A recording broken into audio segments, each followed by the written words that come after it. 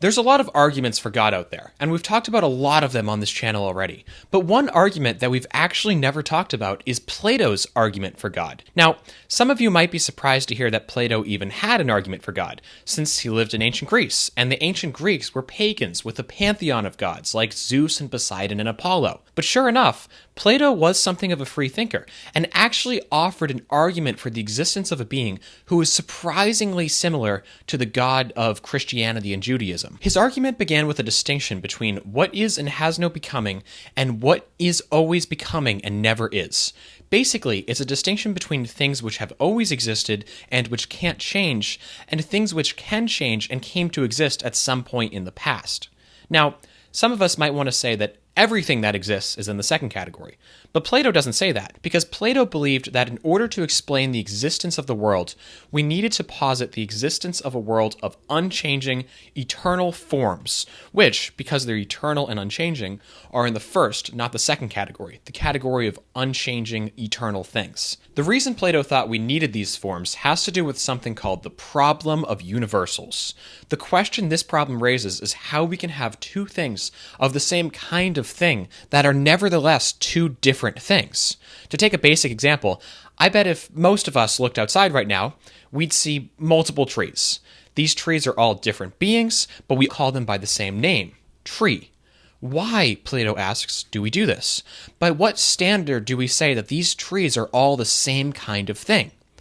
Plato answers this question by saying that what every tree has in common is that it participates in the eternal, universal, immaterial form of tree, which has all the attributes of a perfect tree, and that things are called trees when they reflect or mimic this perfect form of a tree, which, because it's perfect and eternal, doesn't exist in the physical world, but in an immaterial world of forms. To illustrate this point, Plato gives his famous allegory of the cave, which envisions a man who has lived his whole life looking only at the shadows of objects from inside a cave, until one day he escapes the cave and makes it up to the real world, and learns for the first time that everything he ever knew was only a reflection of the real things in the world. For Plato, we're like the man in the cave, and everything we see on Earth is only a reflection of the forms in the world of forms. So, there are these universal, immaterial forms, and they're in the category of what always is and has no becoming.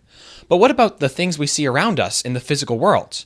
Well, because we see those things coming into existence and out of existence all the time, Plato says that they must be in the first category, the category of what is always becoming and never is. And remember, these material objects are, for Plato, only reflections of the really real things in the world of forms. The question we have to ask ourselves then is twofold. First, how did all these material objects come to be? And second, how did they end up being reflections of the things in the world of forms? For Plato, our answer to the second question necessarily shapes how we answer the first. The material world, Plato argues, reflects the world of forms because the forms were imposed on raw matter, shaping this raw matter into a reflection or shadow of the world of forms. The eternal, universal forms were used as a model in creating the universe, and that's why the world so neatly reflects the world of forms. But this just raises another question.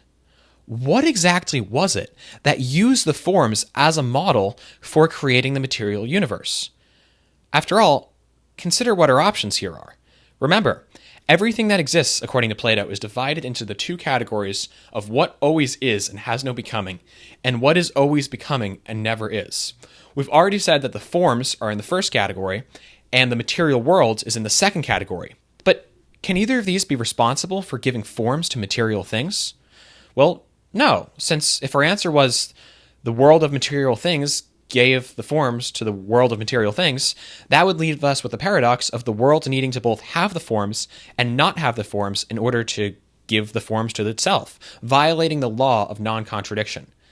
And we also can't say that the forms use themselves as a model in creating the physical world, since Plato argued that these forms are causally inert, impersonal beings, the kind of beings that can't create anything.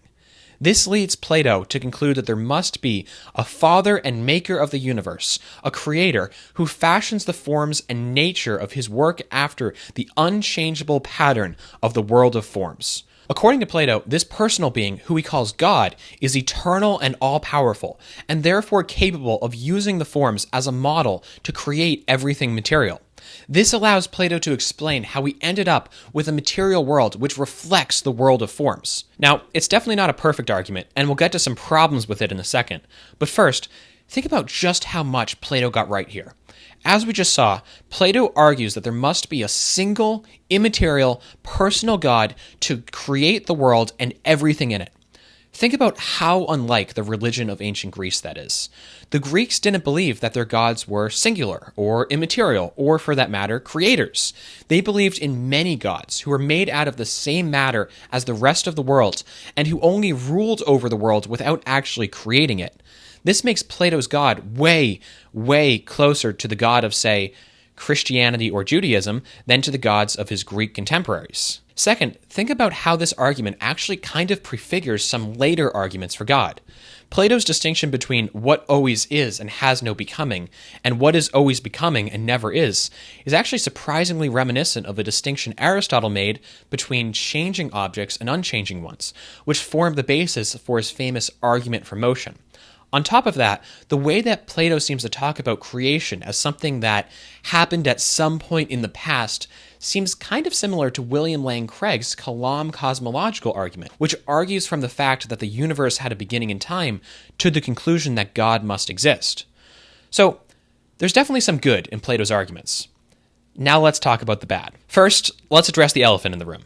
Yes, Plato's argument is almost entirely dependent on his theory of forms, which is not exactly a universally accepted idea, to put it mildly, though there are actually a surprising number of Platonists around today.